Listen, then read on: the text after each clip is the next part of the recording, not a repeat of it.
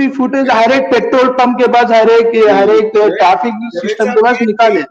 देखिए यही तो फ्रस्ट्रेशन है, और इसी वजह से हम भी अपनी तरफ से जो हम कर सकते हैं, छोटा मोटा प्रोटेस्ट हम कर रहे हैं। अच्छा जी, मैं सबसे गुजारिश करूंगा कि हमारी बहुत खुशकिस्मती है कि मैं 3-4 दिन से इंतजार में था कि हमारी एक सिस्टर है Iqra Javed, Iqra Junejo, I am so sorry, Iqra Junejo, जो कि चाइल्ड प्रोटेक्शन में इनका बड़ा एक्सपीरियंस है, and she is a writer and researcher.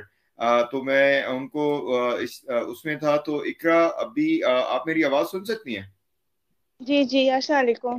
वालेकुम अस्सलाम। Thank you so much. आपको मैंने मैसेजेस भी किए थे, आई एम सो सॉरी आप ज्वाइन नहीं कर सकी। मैं सबसे गुजारिश करूंगा कि काइंडली अपना थोड़ा सा, इकरा अगर आप मुझे इजाजत दें तो मैं मोहसिन साहब से जरा 1 मिनट में उनका वो ले लूं पॉइंट ऑफ व्यू, फिर आपसे हम सुनना चाहेंगे चाइल्ड प्रोटेक्शन के बारे में जो आपने हमें बताया था। आपने आर्टिकल भी भेजे थे, and I am so happy that you are here. I was gonna and but मेरे ख्याल है आपको हम लाजमी सुनना चाहेंगे। जी मोहसिन, आप बात कर लीजिए, उसके बाद फिर इकरा से सुनते हैं। She is a child protection I believe specialist, right? मुझे आप खुद बता दीजिएगा कि आपकी क्वालिफिकेशन क्या है। Where ji is she from, Doctor sir? Where is she from? जी इकरा, आप अपनी अपने अपना तारुफ करवा दीजिए, उसके बाद फिर चलते हैं। जी मेरा नाम इकरा जुनेजो है और मेरा ताल्लुक है कराची से। मैं एजुकेशनिस्ट भी हूँ, इसके अलावा वॉलंटियर मेंबर हूँ United Nations major group for children and youth.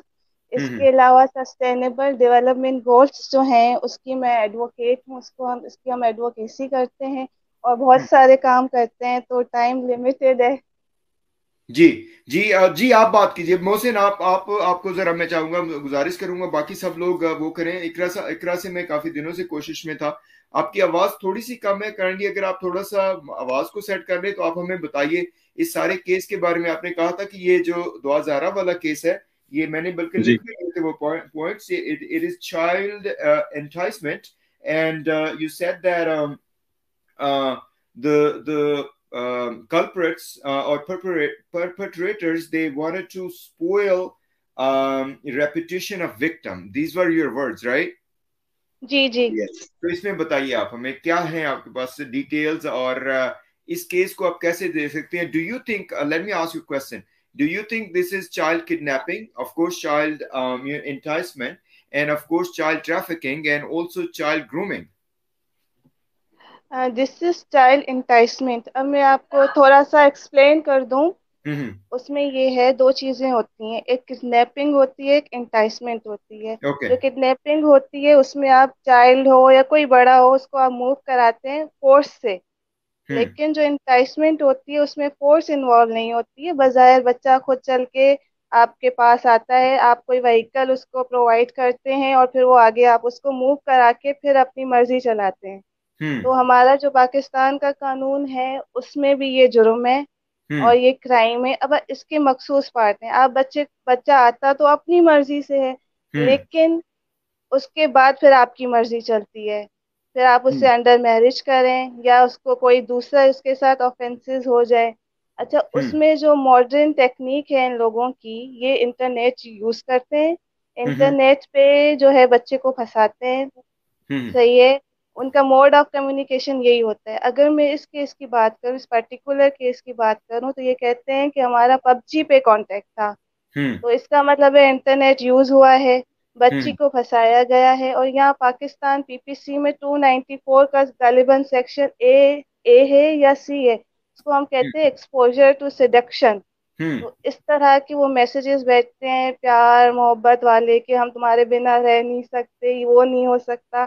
अगर हम्म मैं पर्टिकुलर दुआ की बात करूं हम्म और थोड़ा मेडिकल पॉइंट ऑफ व्यू से भी आपकी इजाजत से, सर ये जो प्लीज एज होती है ना please please इसमें Ikra, developmental Ikra, changes we हो। are so happy, that you are here. These were the questions which we are trying to search from day one, and I'm so sorry we could not connect, but I am so happy again, and I believe हमारे पास इस वक्त 215 की audience है, और हमारे और भी बहुत से क्वेश्चन है, and thank you so much. Please आप हमें सारा एक्सप्लेन कीजिए ये जो Ikra, keep coming, please. We need you. Yes yes please जी गो अहेड।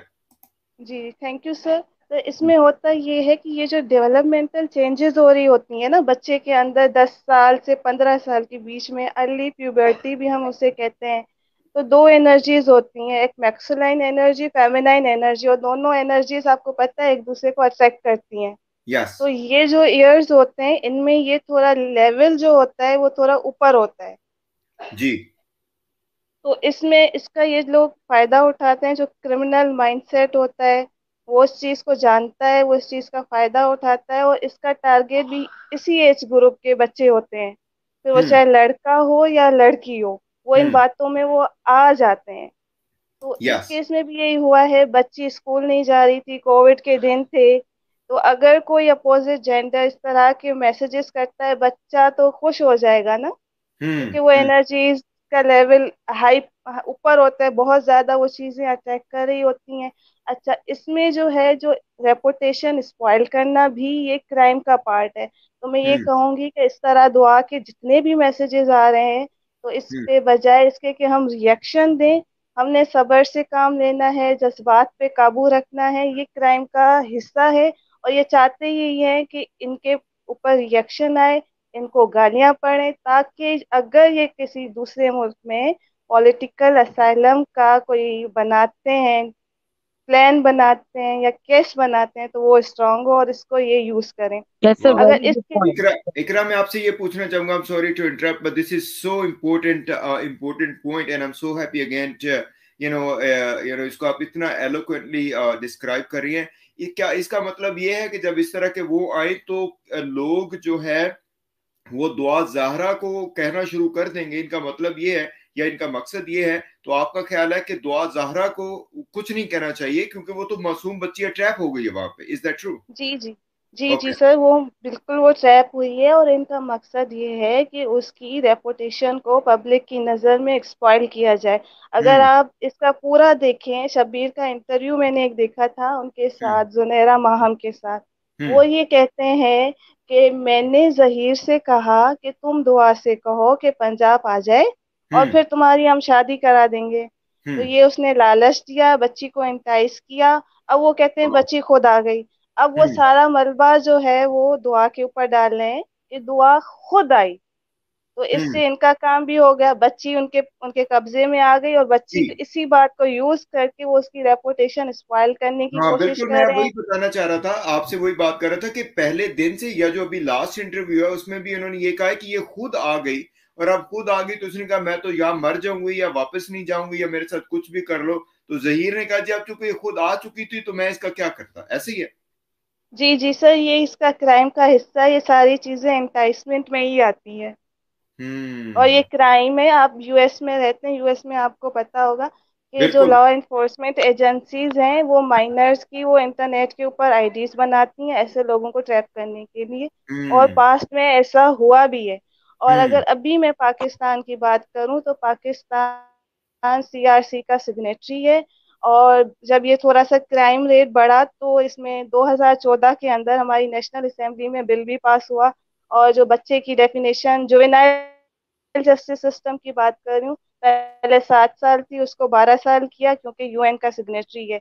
अब हम्म। दुआ के केस में ये है कि इस्लामाबाद के अंदर कमीशन प्रॉपर बना हुआ है, जो इसकी जो ऑब्लिगेशंस हैं यूएनसीआरसी की, उसको वो मॉनिटर करता है। उनको भी अप्रोच किया जा सकता है, क्योंकि उसका काम ही यही है। और जो सुप्रीम कोर्ट के हमारे ऑनरेबल जज हैं, उन्होंने बच्चों के हकूक की बात की कि बच्चों के भी अपने हकूक होते हैं।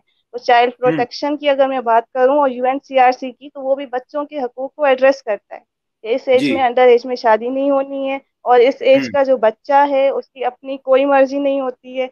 अब हम्म। 2021 फेब के अंदर यहाँ कराची में एक हम्म। केस हुआ था। हम्म। तो बच्ची बज़ाहिर अपनी मर्जी से गई थी, हम्म। लेकिन वहां पे जो कोर्ट में जो ऑब्जर्वेशंस थी वो ये थी कि बच्ची अगर 16 साल से कम है तो फिर बच्ची की मर्जी नहीं है। वो हम्म। बंदा जो है, अगर उसने अपनी मर्जी से कुछ भी किया है, फिजिकल रिलेशंस हुए हैं, कुछ भी हुआ है, हम्म। बच्ची रिस्पॉन्सिबल नहीं है। बंदे के ऊपर वो रेप बंदा चार्जेस तो 18 लगेंगे। साल का है, वो 18 19 और कभी कहते हैं 21 साल का है, ही इज अडल्ट एंड जी बिल्कुल। He is. और सिस्टर मैं यहाँ पे आपको बताता चलो कि यूएस में तो अगर 18 साल का बंदा किसी 16 साल की लड़की को हाथ भी लगा लेना तो सारी उम्र के लिए जेल में है।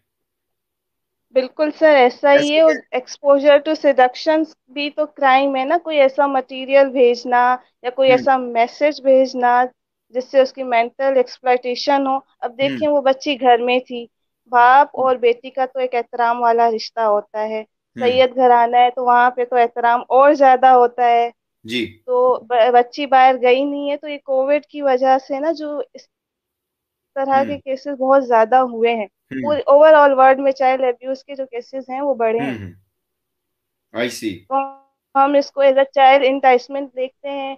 और मैं बहुत खुश हूँ कि मेहदी साहब इस पे आप कोई रिएक्शन जो है उनकी तरफ से